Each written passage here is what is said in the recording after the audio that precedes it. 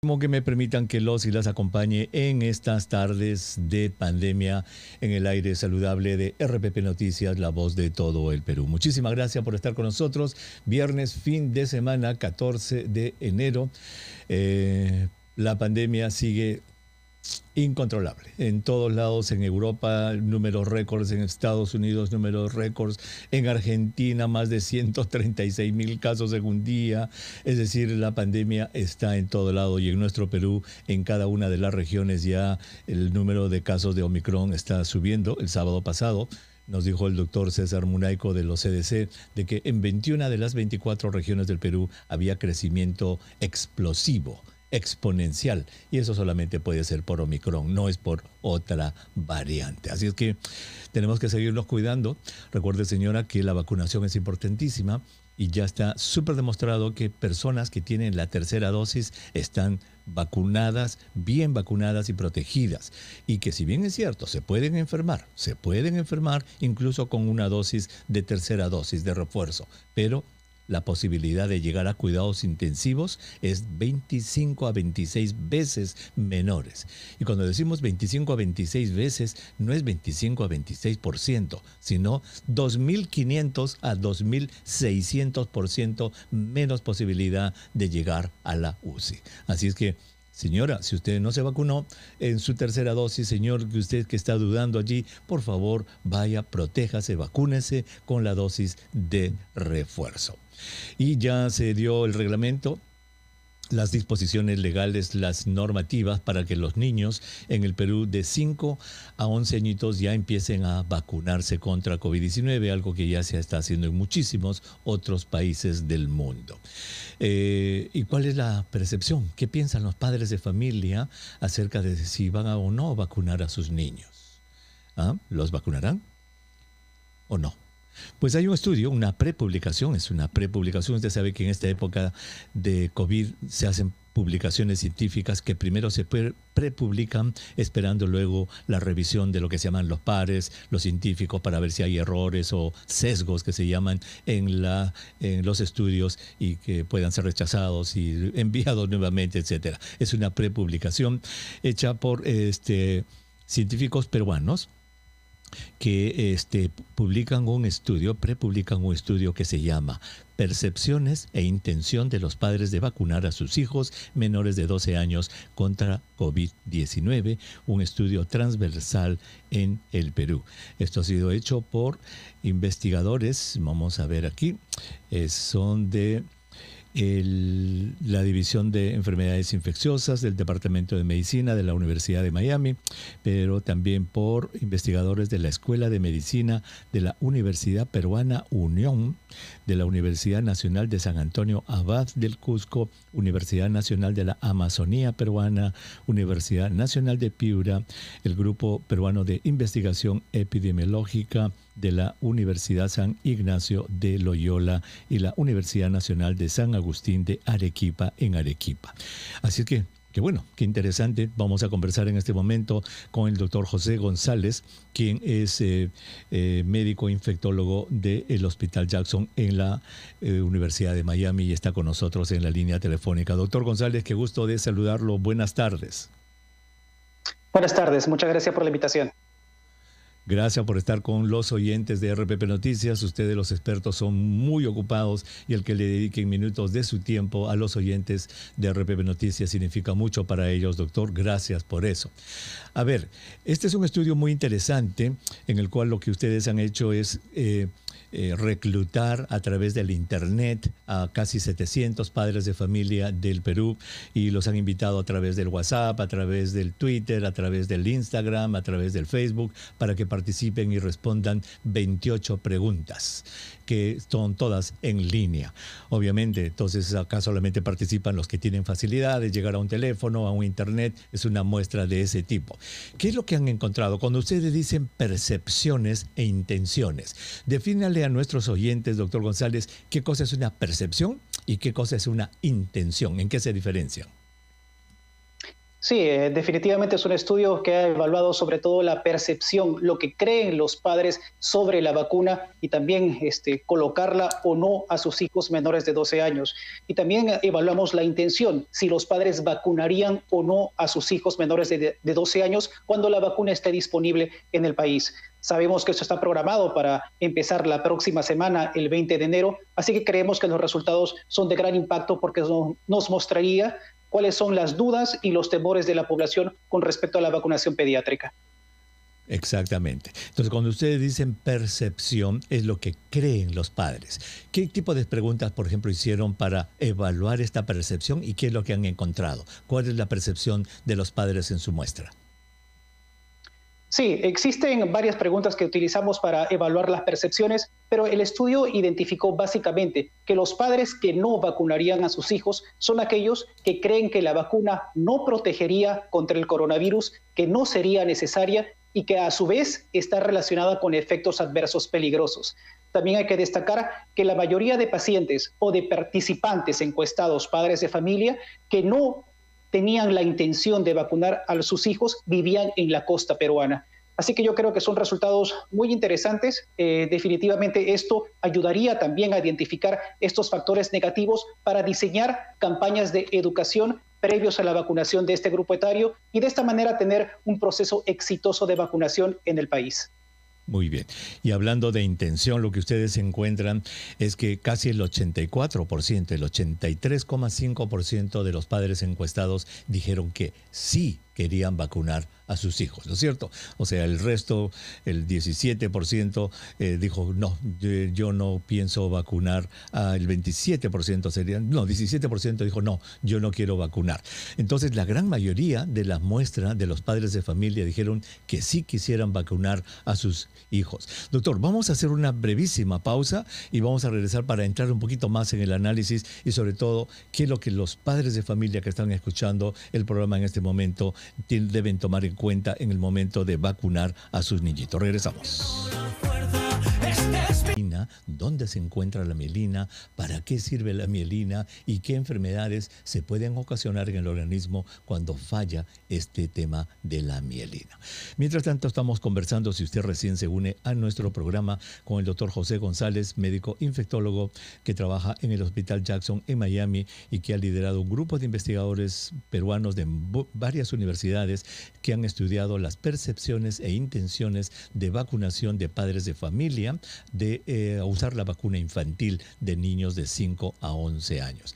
Ya el doctor nos ha dicho que este estudio ha evaluado qué es lo que piensan los papás de las vacunas y si quieren o no vacunarlos. Y hemos visto aquí en el estudio que el 83,5% de los padres de familia encuestados dijeron que sí podían vacunar a sus hijos. ¿Qué otros hallazgos, aparte de que es importante, que 83,5% de los niños de los padres quieren vacunar a sus hijos, han encontrado, doctor, que podrían ser de utilidad práctica? Sí, uno de los hallazgos más interesantes es que a pesar de que las personas que no tenían esta intención de vacunar a sus hijos lo hacían por la preocupación de los efectos adversos posiblemente relacionados con las vacunas, la gran mayoría de ellos no sabía específicamente cuáles eran estos efectos adversos. Así que yo creo que es muy importante identificar este factor para poder informar a la población sobre los posibles efectos secundarios asociados a estas vacunas, sobre todo en la población pediátrica, y hacerles notar que el perfil de seguridad de esta vacuna es muy alta, demostrada tanto en los ensayos clínicos como en datos del mundo real. Sí, porque es interesante, en Estados Unidos también más del 50% de los que no se quieren vacunar citan preocupaciones con la vacuna. Y cuando le preguntan, ¿qué preocupaciones? Bueno, no sé, dicen, yo he escuchado que podría, pero cuando uno les pregunta más, no saben, y eso es lo que ustedes han encontrado también. Los padres tienen la preocupación, que podría, ¿qué cosa? No sé, pero dicen, en el WhatsApp me ha llegado, dicen. Entonces ahí hay una ventana, tiene usted razón, muy importante para el Ministerio de Salud, para entrar a conversar con estos padres de familia que tienen dudas y luego en base a eso se tengan programas educativos. Veo aquí, doctor, que la muestra de ustedes es de 70% de los padres de familia son padres muy educados, con educación superior universitaria. Eso es como que no es representativo de todo el Perú, ¿cierto? Exacto, hay que destacar que este es un estudio transversal, un estudio basado en una encuesta en línea que no ha estratificado de acuerdo a al nivel de instrucción y tampoco vivir en la ciudad o en el ambiente rural. Así que al no tener controlar estas variables, se muestra también como limitaciones, pero yo creo que es muy importante porque abarca padres de familia de todo el Perú y es el primer estudio de su tipo que evalúa esta población de padres con hijos menores de 12 años. Yo creo que necesitamos Correcto. estudios mucho más grandes que abarquen mucha más población y en todos los rincones del país para tener una idea exacta de cuál es la intención de los padres de vacunar a sus hijos. Absolutamente, no hay duda de eso, que este es un estudio importante. Y también veo que el 70% de quienes respondieron la encuesta son mamás. O sea, solo 30% papás. O sea, la mamá es la que ha tomado acá. Entonces son señoras, mamás, bien educadas, con grado universitario, la mayor parte de las que han respondido. Entonces representa un segmento importante de nuestra sociedad. Y yo creo que con este ejemplo de ustedes, el MINSA debería ampliar este estudio y ir a zonas rurales, a zonas en las que los padres no tienen educación universitaria, porque estos hallazgos de ustedes no creo que puedan, digamos, generalizarse para el resto de la población. Eh, Veo también aquí algo interesante, que 94% de la muestra de ustedes se ha vacunado. O sea, obviamente, padre que se vacunó lo va a vacunar a su hijo. También eso es un hallazgo interesante, ¿verdad? Exacto, cuando hicimos el análisis bivariado existe una mayor proporción de padres que se habían vacunado que tienen la intención de vacunar a sus hijos. Sin embargo, en un estudio o en un análisis más detallado, el análisis multivariado, no se detectó este factor como un factor asociado independientemente a la intención de vacunación. Así que es algo que también se tiene que explorar con una muestra mucho más grande para ver si también se replica en este tipo de estudios. Correcto. Entre los 40 padres no vacunados que respondieron al cuestionario de ustedes, interesante, 77% dijo, pues yo no vacuno a mi hijito porque yo no me he vacunado tampoco, pero 23% dijo que sí, a pesar que los padres no se habían vacunado, los vacunarían a sus niños. De ahí también hay una avenida importante para la investigación. Doctor, entonces, en conclusión, este estudio... lo que está mostrando es que los papás de esta muestra que ustedes han hecho, que es un estudio muy interesante, importante, dicen que sí van a vacunar. Ábranos algunas avenidas de sugerencias para los investigadores en el Perú, en el Ministerio de Salud, derivados de este estudio suyo, que podrían servir para, digamos, dictar políticas de salud. Sí, definitivamente que en base a este estudio podemos identificar exactamente cuáles son las preocupaciones y temores de la población. Y yo creo que esto debería de repente considerarse para una campaña de educación masiva a los padres de familia respecto a la vacunación en niños, específicamente menores de 12 años. Y al respecto también quisiéramos nosotros invitar a la población a una segunda parte de nuestro estudio. El estudio que comentamos fue hecho a finales de noviembre y principios de diciembre, así que ya ha pasado más de un mes de este estudio y queremos evaluar ahora que estamos a una semana de la vacunación en población pediátrica, cuál es la intención y percepción de los padres para ver si está cambiado con el transcurso del tiempo. Así que a todas las personas, por favor, seguirme en mis redes sociales y vamos a postear muy pronto esta encuesta. Espero que todos puedan participar. Que exactamente, ojalá que participe una muestra muy parecida a la de la primera para que se puedan comparar, ¿cierto? Sí, exacto. Yo creo que no son completamente comparables las poblaciones, pero también creo que mientras más gente participe, podría esto reflejar lo que está sucediendo en la población general. Así que espero que la mayoría de personas que nos escuchan puedan participar de esta encuesta. Correcto. Ahora, ya en términos generales, doctor González, en términos generales, ¿qué es lo que se sabe acerca de la seguridad y de la eficacia de esta vacuna infantil de Pfizer, que es la que se va a colocar para los niños? ¿Qué es lo que se sabe? ¿Qué es lo que los padres de familia que nos escuchan en este momento deberían saber sobre eficacia y seguridad de esta vacuna infantil? Sí, podemos mencionar que por datos que tenemos del ensayo clínico liderado por la compañía Pfizer, la eficacia de la vacuna en población pediátrica de 5 a 11 años llega a aproximadamente un 91%, lo cual es un porcentaje muy alto si se compara con las demás poblaciones.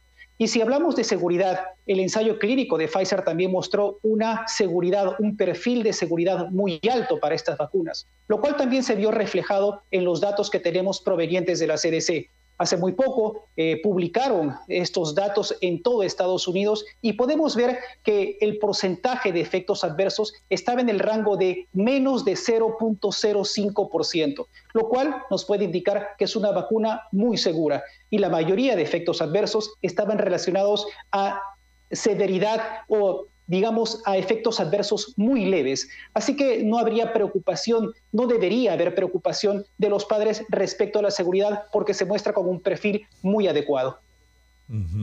Ahora, con respecto a esta vacuna, es una vacuna intramuscular en el hombrito, igual es la tercera parte de la dosis de adulto y se da cada 21 días también, ¿verdad?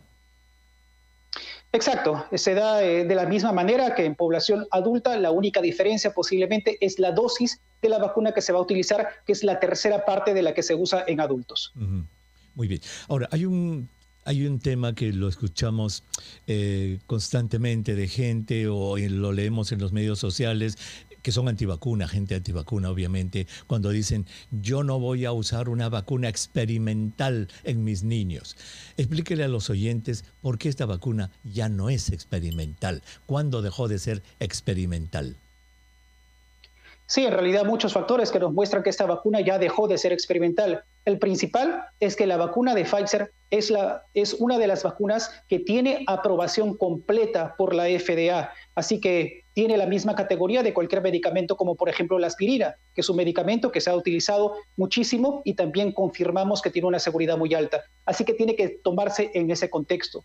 Y para la población pediátrica tenemos no solamente ensayos clínicos que muestran una eficacia y una seguridad adecuada, sino que también tenemos datos en el mundo real, en el campo, que nos dicen que la vacuna cuenta con un perfil de seguridad muy alto. Así que yo creo que estos datos deberían crear confianza en la población.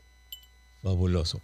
Doctor José González, felicitaciones por este trabajo y felicitaciones a todos los colaboradores en el Perú. Y ese es un ejemplo de que son múltiples universidades en diferentes regiones que se juntan los cerebros para producir algo en bien del país. Gracias por haber estado con nosotros en el Espacio Vital de hoy día. Muchas gracias. Hasta luego. Claramente prematuro cuando nace entre la semana 29 y 33. Y es prematuro, tardío, cuando nace entre la 34 y la 37. Todos los bebitos que nacen antes de la semana 38 pueda que tengan prematuros, pueda que tengan problemas en su respiración porque los pulmoncitos no han madurado. Entonces, agradecemos a Dámaso Pérez Prado, que nos contó los números de la salud y el día de hoy, ya sabe, 40, señora, cuando usted le preguntan el número promedio, 40 semanas dura el embarazo en el ser humano. Y nos vamos a dónde ahora.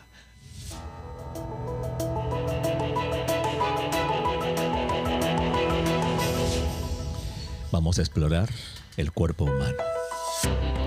El cuerpo humano es maravilloso, tiene recovecos, tiene órganos, tiene tejidos, tiene maravillas el cuerpo humano.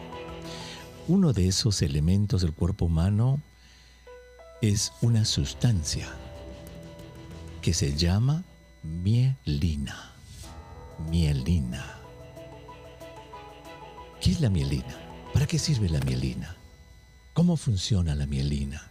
¿Qué enfermedades ocasiona la falta de mielina o las alteraciones en la mielina?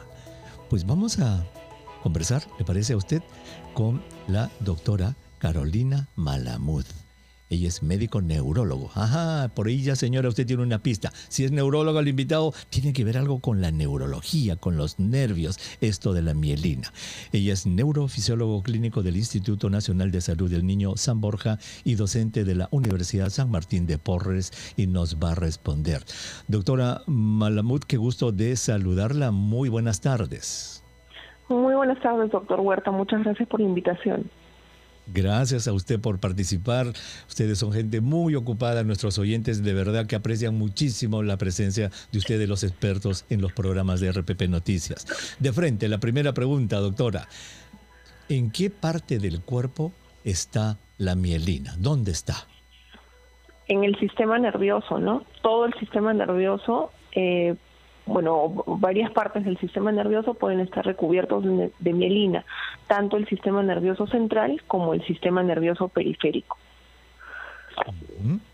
O sea que está en el sistema nervioso. El sistema nervioso se divide, ¿verdad?, en lo que es el sistema nervioso central, el cerebro que está dentro del cráneo y la médula espinal que baja en la columna vertebral, y el sistema nervioso periférico, que son esos nervios que cuando la gente mira, los niños miran en los dibujos, dice, parece un 100 pies, los nervios que salen de costaditos. Esta mielina está en todo el sistema nervioso, tanto en el central como en el periférico. Correcto, tanto en el sistema nervioso central, en el encéfalo y la médula espinal, como en el sistema nervioso periférico, que son los nervios periféricos que, como bien ha dicho, inervan tanto nuestros brazos como nuestras extremidades, ¿no? Brazos y piernas. Entonces ella nos dijo que está allí.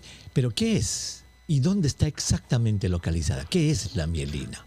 La mielina es un tejido graso, básicamente, y lo que hace es recubre los axones de los nervios. Entonces, los nervios son como unos cablecitos eléctricos y la mielina vendría a ser el protector que nosotros tenemos, como decir, el plastiquito que hay encima de los cablecitos eléctricos.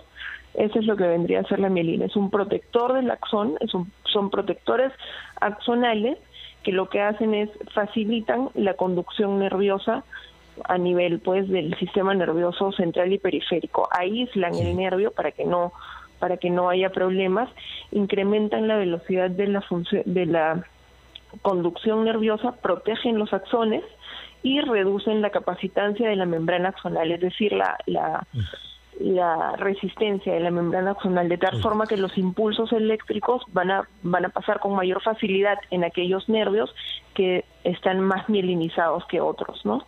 Qué interesante. O sea que la mielina es como una grasita, nos ha dicho que es un tejido graso, una grasa especial, que es como una especie de forro, igual que el forro de los cables eléctricos de la plancha, de la refrigeradora, igualito que está, el centro está el metal, su forro de plástico, esa es la mielina. ¿Para qué sirve entonces la mielina? ¿Para qué esa función aislante nos ha dicho que es para que los impulsos eléctricos se transmitan mejor, ¿no es cierto? Claro, en primer lugar, protege a los axones. En segundo lugar, hace que la conducción nerviosa, en vez de ser lineal, sea saltatoria, ¿no? Entre vaina de mielina y vaina de mielina. Entonces, el impulso eléctrico va más rápido en aquellos nervios que son más gruesos y más mielinizados. Y en tercer lugar, reduce la capacitancia de la membrana axonal, es decir, la membrana se vuelve más conductora, tiene mayor capacidad de conducir más rápidamente. Claro. Pasa más rápido la electricidad, los impulsos nerviosos. Doctora, ¿qué enfermedades sufren el cuerpo humano, el ser humano, cuando este forro de la mielina se altera? Yo me imagino igual que un chicote pelado, que el papá le dice al chiquito, no agarres eso, que ese chicote está pelado. Algo parecido. Correcto. La desmielinización, que es así, ese es el término, desmielinización, es la pérdida de la vaina de mielina, ¿no?, en los nervios.